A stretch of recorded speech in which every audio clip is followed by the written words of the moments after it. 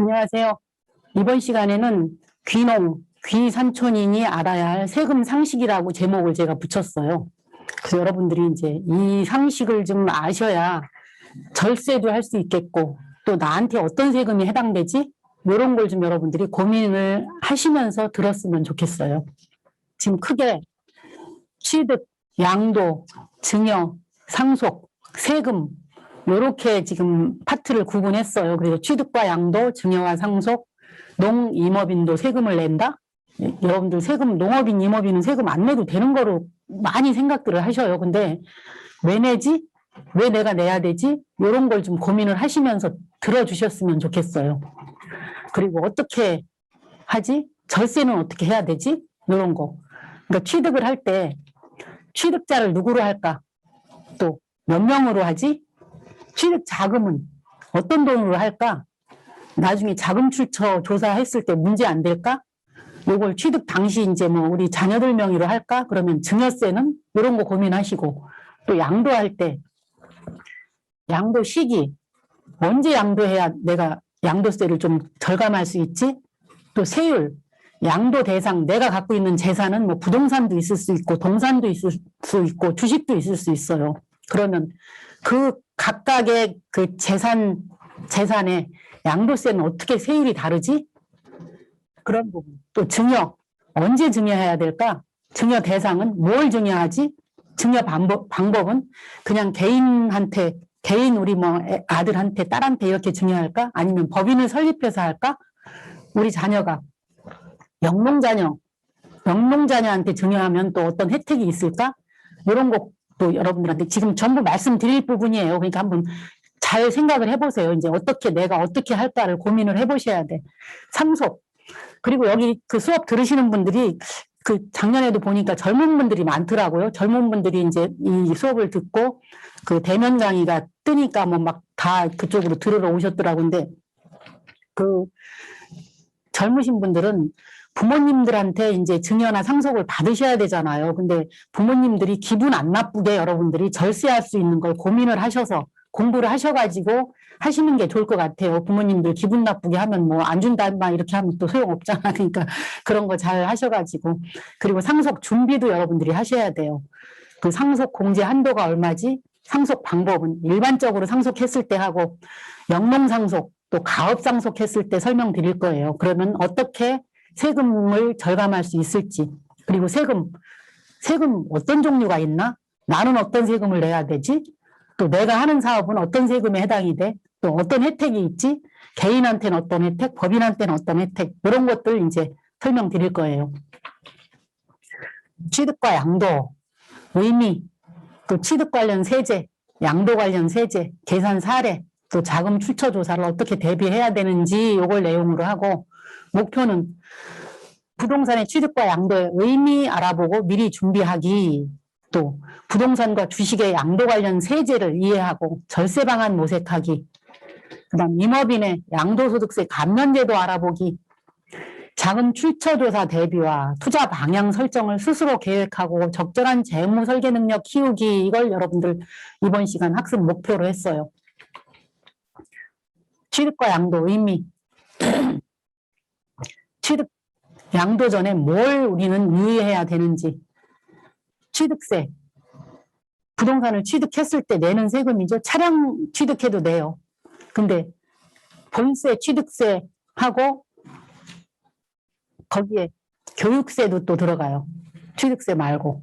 그런데 취득세는 지방세고, 양도세는 팔았을 때, 또 매매했을 때, 교환했을 때, 어디다가 뭐 현물 출자, 일반 출자했을 때, 이런 때 내는 거예요. 근데 양도세는 국세예요. 지금 여기 지방세하고 국세하고 구분을 지금 해서 설명을 드리는 거예요.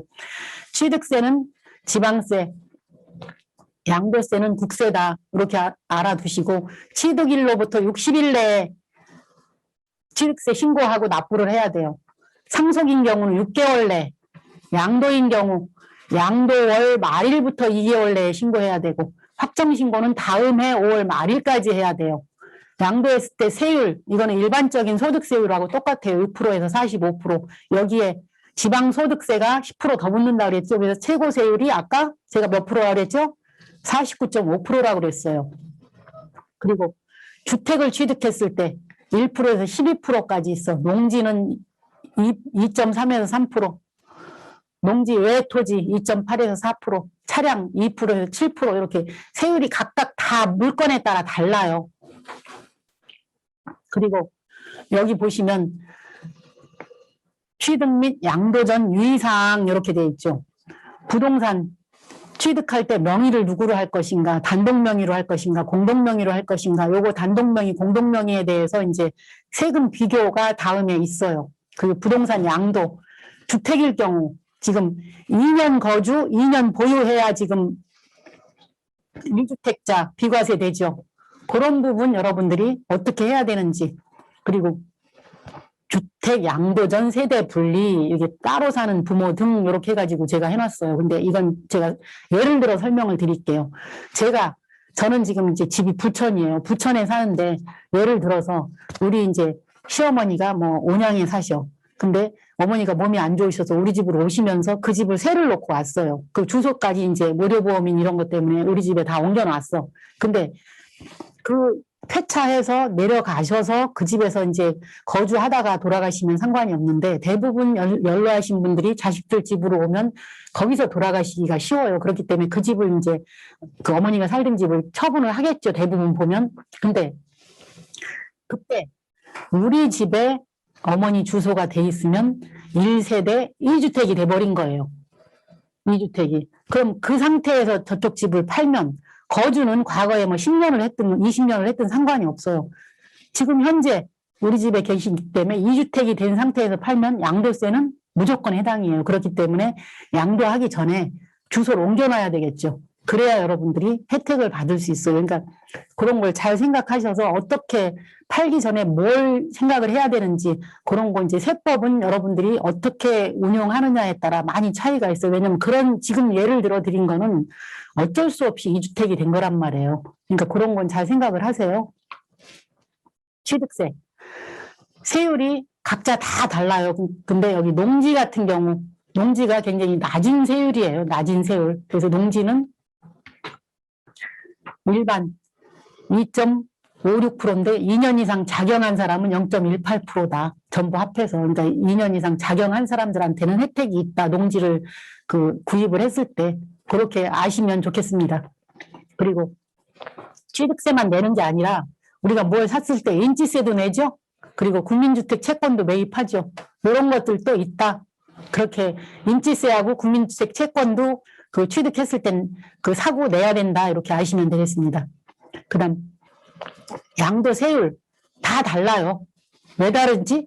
어떤 자산에 따라 다르지? 보유기간, 또 주택의 수에 따라 다 달라. 보유기간 여기 보면은 일반 토지 건물 부동산에 관한 권리라고 여기 돼 있어. 그 중에 보유기간 1년 미만 50%, 2년 미만 40%, 2년 넘어가면 여기 기본세율 이렇게 되는데 이거는 이제 종합소득세율을 기본세율이라고 얘기를 해요. 그리고 이 세율에 무조건 지방세는 10%가 여기서도 10%가 다 별도로 붙어요. 별도로.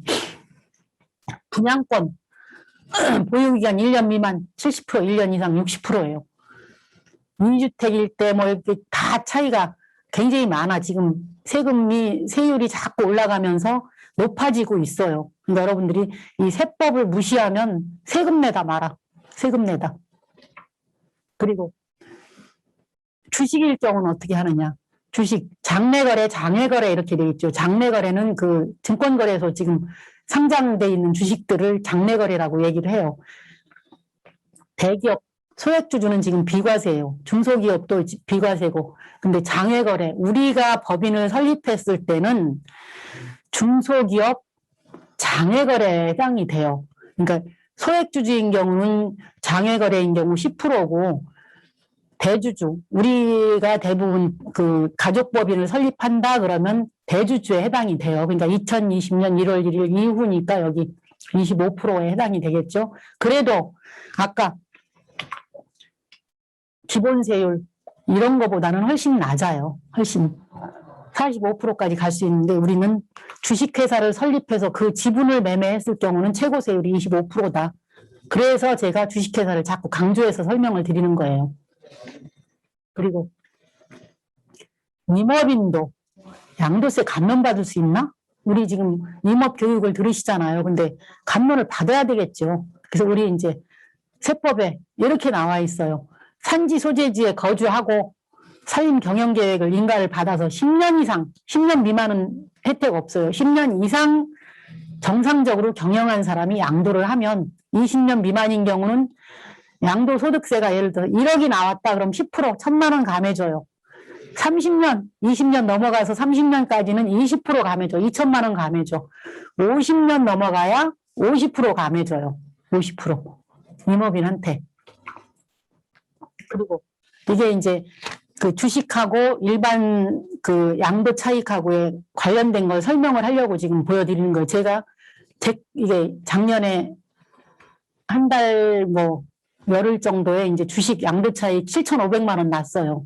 근데 여기서 보면 세금 자체는 매매 수수료, 재세금 지금 증권거래세밖에 안 내잖아요. 지금 그렇기 때문에 훨씬 더 일반 그 부동산이나 이런 매매보다는 훨씬 더 낫죠. 세금을 지금 안 내고 있죠. 근데 2023년도부터는 주식 양도차익 과세한다고 그랬어요. 그렇기 때문에 내년까지는 주식 양도차익에 대해서는 부동산하고는 현격한 차이가 나겠죠. 그래서 부동산 1년 미만 보유 시 양도차익의 50% 과세예요. 50%. 그러니까 이게 만약에 부동산이었다 그러면 7,500만 원 수익이 났으면 50% 과세 해당이 되겠죠. 근데 증권거래세, 주식인 경우는 0.25%, 0.25%의 증권거래세만 내면 지금 현재는 상관이 없어요. 그러니까 여러분들이 이제 그런 방법도 알아두시면 좋아요.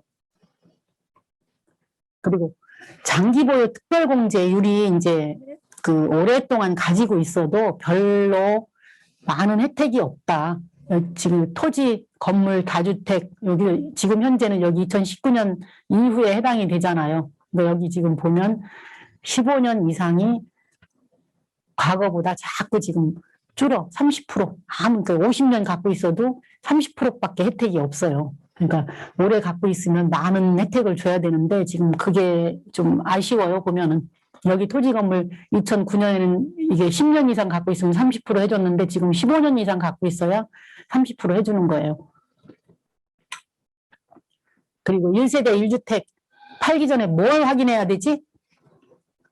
주택인지 아닌지 이거는 건축물 대장에 나와 있어야 돼요. 주택, 주거용으로. 그리고 사실상 주거용으로 사용을 해야 돼요. 그러니까 이런 부분 확인을 하시고 이제 주택만 지금 2년 이상 보유하고 2년 이상 거주해야 비과세가 되잖아요. 그것도 9억 이하. 그러니까 그 부분 확인하셔야 되고 보유 요건 등기부등본상 2년 이상 보유해야 돼. 취득이라고 양도일 그 텀이 2년 이상이 돼야 된다. 거주 요건 주민등록등본 전입신고일하고 팔은 날짜하고의 그 기간이 2년 이상 돼야 된다. 그리고 세대 주민등록 등본상 한 세대 그거는 그 세대에 올라와 있는 사람이 엄마도 집이 있고 뭐 이렇게 그 아들도 집이 있어. 그러면 1세대 2주택이 된 거예요. 그러니까 그런 거 잘 생각하셔서 분리해 놓을 수 있는 세대는 분리를 해 놓는 게 좋아요. 그리고 1주택 양도 당시 주택 수예요. 양도 당시 주택 수. 그리고 부수 토지, 이거 토지대장의 그 정착 면적의 4배, 도시지역 밖은 10배 이내 비과세 이렇게 돼 있어요. 이게 뭐냐면 100평짜리 집이 있어. 그러면 주택 정착 면적으로 400평까지 인정을 해준다는 얘기예요. 토지로 그 부수 토지로 봐준다는 거예요. 그냥 토지만 팔았을 때는 양도세 해당이 되는데 부수 토지로 팔면 주택하고 같이 가는 거예요. 그렇기 때문에 9억 이하일 경우는 양도세 해당이 안 되겠죠. 그러니까 이런 것도 여러분들이 참고하시면 좋아요. 그리고 고가주택, 실거래가 9억 원 초과되는 주택은 고가주택이에요. 그렇기 때문에 지금 강남에 있는 주택들, 뭐 아파트, 서울에 있는 아파트들 다 고가주택이라고 하잖아요. 9억 원 초과되는 부분에 대해서는 그 비율만큼 양도세에 해당이 돼요. 9억 원까지는 안 내고 9억 원 넘어가는 거에 대해서만. 팔기 전에 여러분들은 이런 게 어디에 내 물건이 해당이 되는지 확인을 하시고 처리를 하시는 게 좋아요. 농민이 양도했을 때, 농지 양도했을 때, 초지 양도했을 때 어떤 혜택이 있는지 여러분들 아셔야 되겠죠. 농민한테는 지금 요때까지 올 연말까지 지금 이게 법에 정해져 있어. 농업인이 농업회사 법인에 농지 초지를 현물주의자 했을 경우 감면해준다. 그런데 감면 조건이 뭐야? 30km 이내에서 거주하면서 4년 이상 경작해야 돼요.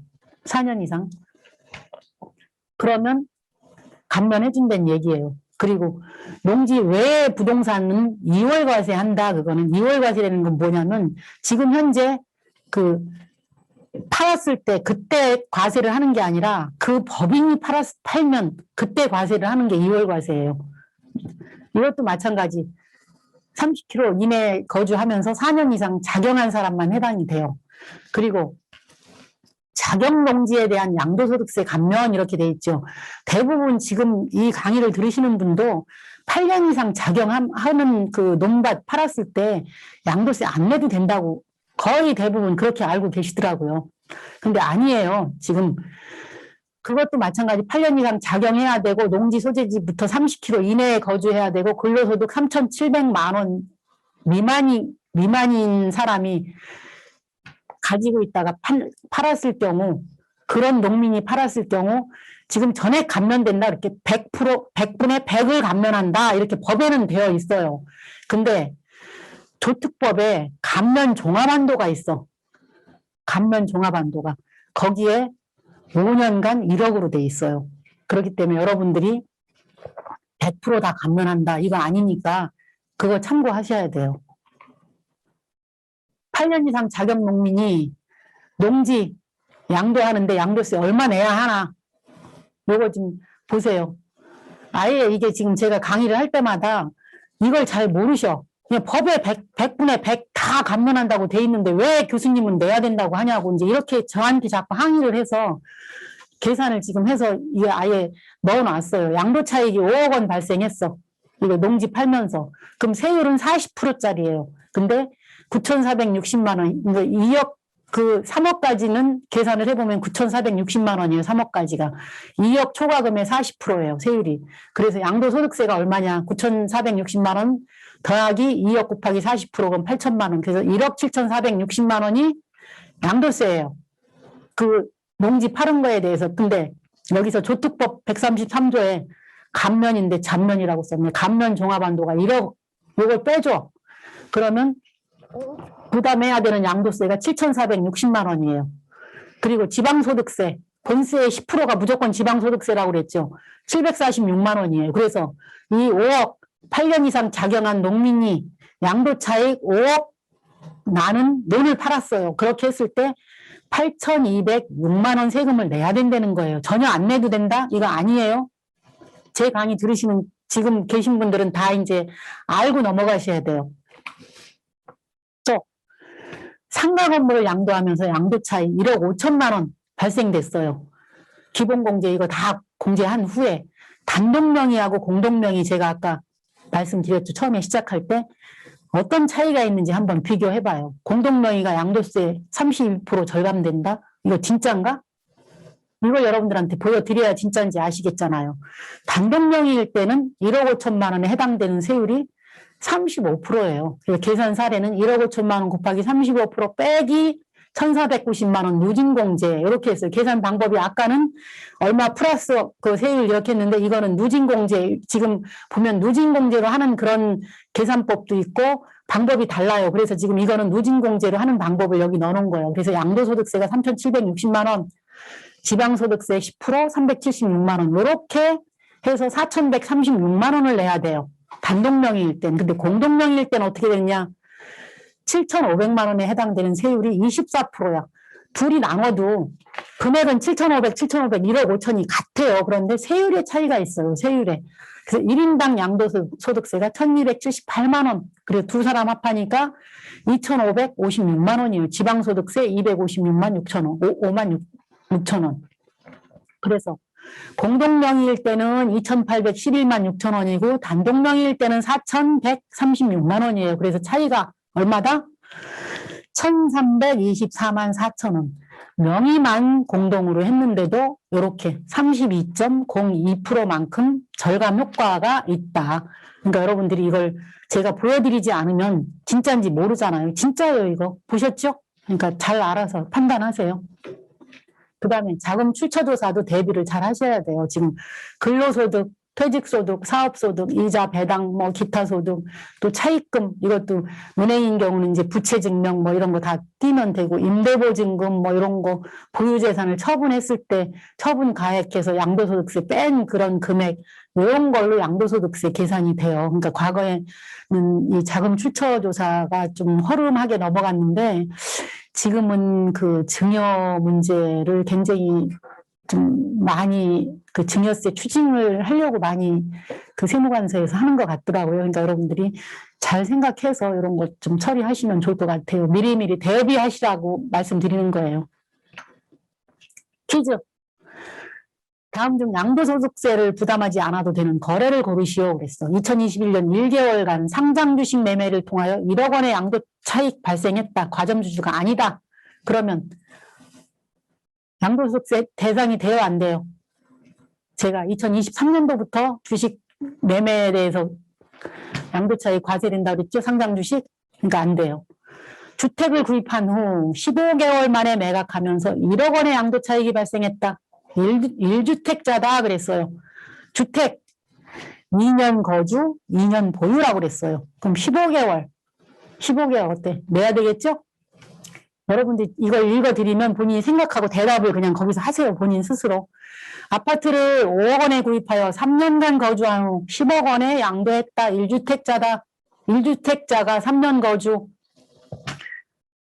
10년, 3년 거주, 3년 보유예요. 그러면 안 내도 된다고 생각하죠. 근데 고가주택이 아까 얼마라고 그랬죠? 9억 원 이상 고가주택이죠. 차이 나는 1억 원에 대해서는 양도세 해당이 돼요. 아파트 입주권 2천만 원 구입해서 2년 후에 5천만 원에 양도했다. 건물 준공 전이다. 이것도 양도세 해당이 돼요. 5년간 작용한 농민이 농지 양도차익 3억 원을 농업회사법인에 현물출자하다. 5년간 작용하고 조건이 다 충족된 농민이 양도차익 3억 원, 3억 원 되는 농지를 농업회사법인에 현물출자했어요. 그럴 경우는 아까 4년 이상 작용한 사람이 그 30km 이내에서 작용한 사람이 농업회사법인에 현물출자하면 5년간 1억 원까지 세금 1억 원까지 양도세 감면된다고 그랬죠. 올 연말까지. 양도차익 3억 원이면 아까 제가 보여드렸을 때 계산 사례에서 보여드렸을 때 여기 양도차익 3억 원이면 9,460만 원이죠. 1억 원 미만이죠. 그러면 여기서 양도차익 3억 원 이 농민은 양도세 내요 안 내요? 안 내도 되는 거예요. 그러니까 이런 걸 잘 여러분들이 본인이 이런 강의를 들으시면서 아 내가 어느 쪽에 이걸 끼워 넣을 수 있다.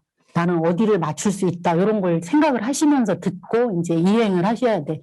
이행을 하실 때는 그냥 본인 생각만으로 하지 마시고 뭐 세무 그 전문가 또 법무 전문가 이런 쪽에 이제 좀 자문을 구하고 그렇게 하셔서 하시는 게 좋아요.